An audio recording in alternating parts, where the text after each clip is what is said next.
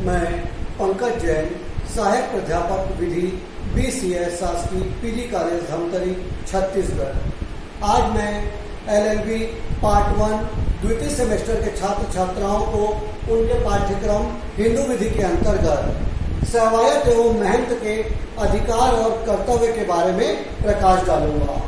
जैसा कि पिछले पीरियड में मैंने आपको सेवायत और महंत क्या है इस बारे में बताया था। वह व्यक्ति जो मंदिर में देवता की पूजा अर्चना के लिए नियुक्त किया जाता है उसे सेवायत कहते हैं, और वह व्यक्ति जो मठ की गद्दी पर बैठता है और मठ में सभी प्रकार से देख रेख करने के लिए जो व्यक्ति नियुक्त किया जाता है उसे हम महंत के नाम से जानते हैं।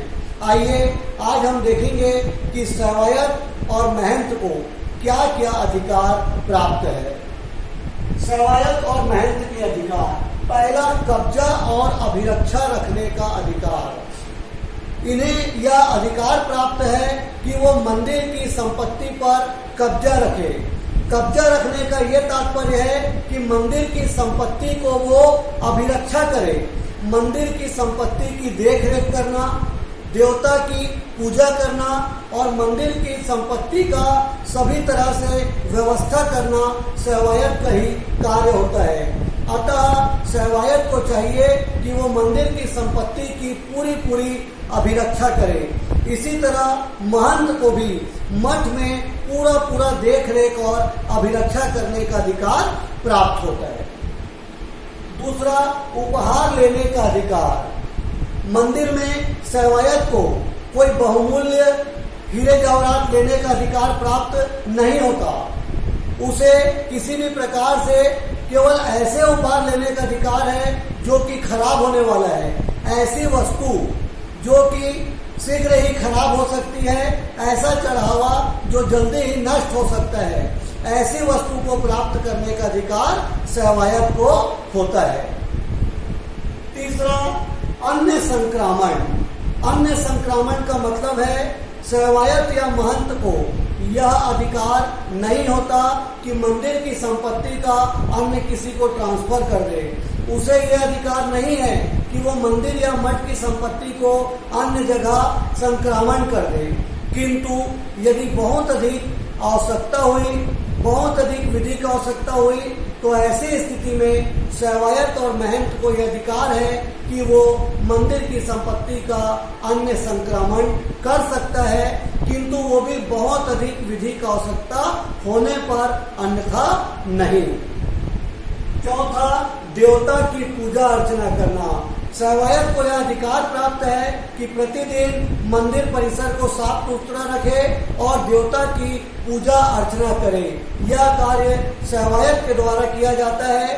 इसी प्रकार मठ में पूजा अर्चना का कार्य महंत के द्वारा किया जाता है। संपत्ति की आय पर अधिकार।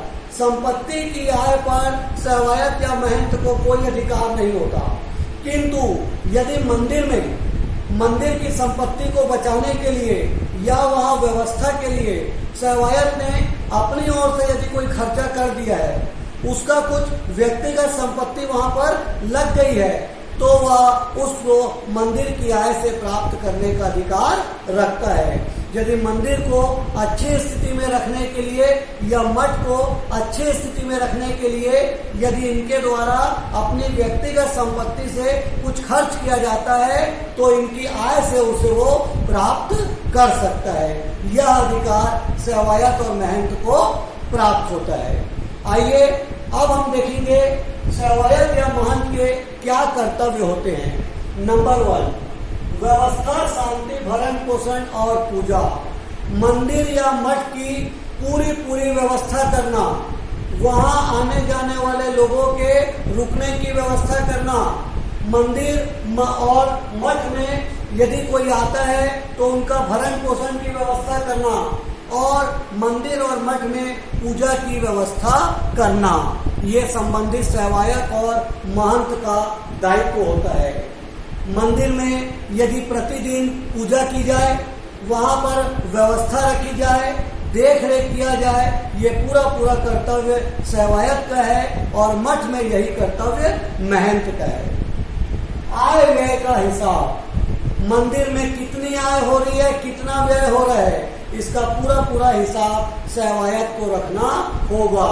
मठ में जो आय हो रही है, जो व्यय हो रहा है, उसका हिसाब रखना महंत का दायित्व होता है। पर्व आदि का आयोजन, कभी कभी कुछ ऐसे अवसर रहते हैं कि मंदिरों में कुछ पूजन स्थल के साथ साथ कुछ आयोजन करना पड़ता है, कोई पर्व में आयोजन करना पड़ता है, समय समय पर ऐसी स्थिति आती है।